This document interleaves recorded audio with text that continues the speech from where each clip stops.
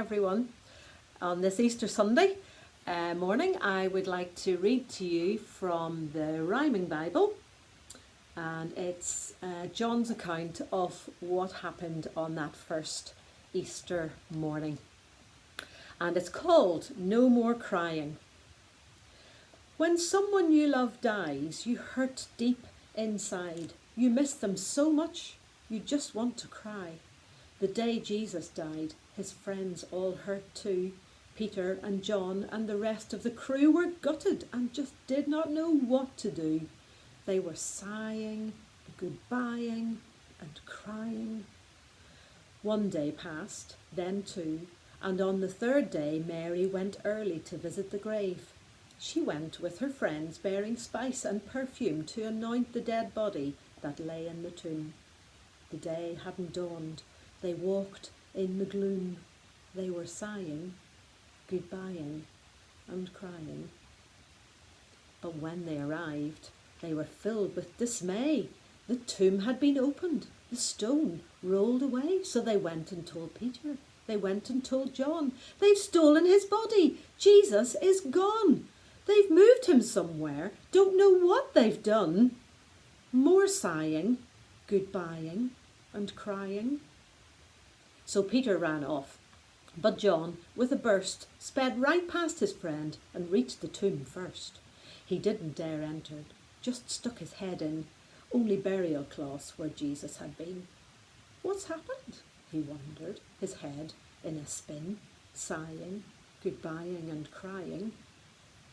Then Peter arrived and without delay walked into the tomb, and where Jesus lay were neatly stacked sheets and the cloth from his head, like Jesus had woken and made up his bed. Was it possible Jesus was no longer dead? No more sighing, goodbying or crying? So Peter and John both went home, all amazed. But Mary remained and was suddenly dazed when two angels appeared, shining bright in the grave at the foot and the head of where Jesus once lay. Where did they take him? Was all she could say, sighing, goodbying and crying. But before they could answer, she heard a voice speak.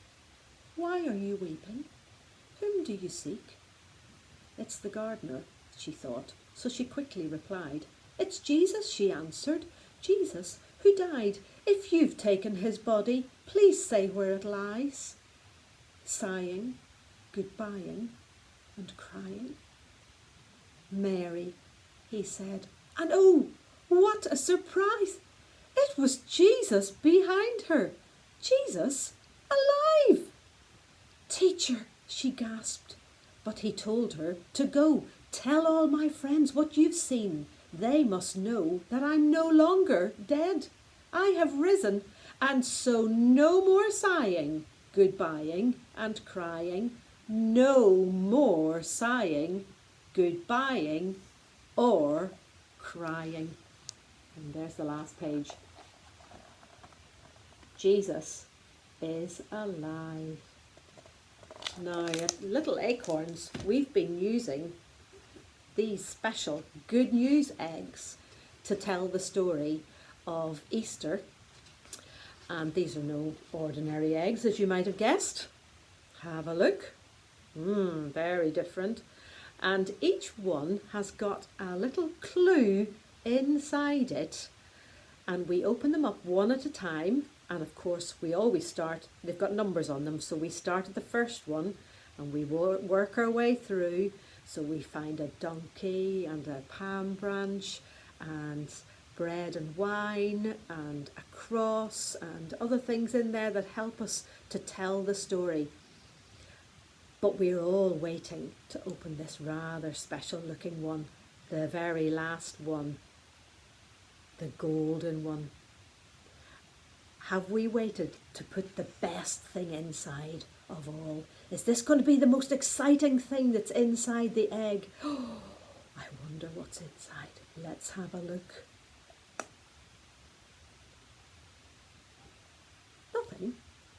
Nothing at all. Oh, but then, have a think. when Mary went to the tomb early in the morning, the tomb was like this egg, wasn't it? It was empty. Jesus wasn't there. And that's because very soon after, she met Jesus herself. Jesus was no longer dead. He was no longer in the tomb. The tomb was empty. Jesus was alive. Jesus is alive. And there was definitely going to be no more crying or sighing or goodbying, because Jesus was alive. And those three words are being shouted all round the world today by Christians as they celebrate the resurrection day, the day that Jesus, the Son of God, has risen from the dead. Truly it is the greatest day in history. Death is beaten. Jesus has rescued me. He has rescued you. He has rescued us all. Truly it is a golden day, a glorious day. Happy Easter, everyone.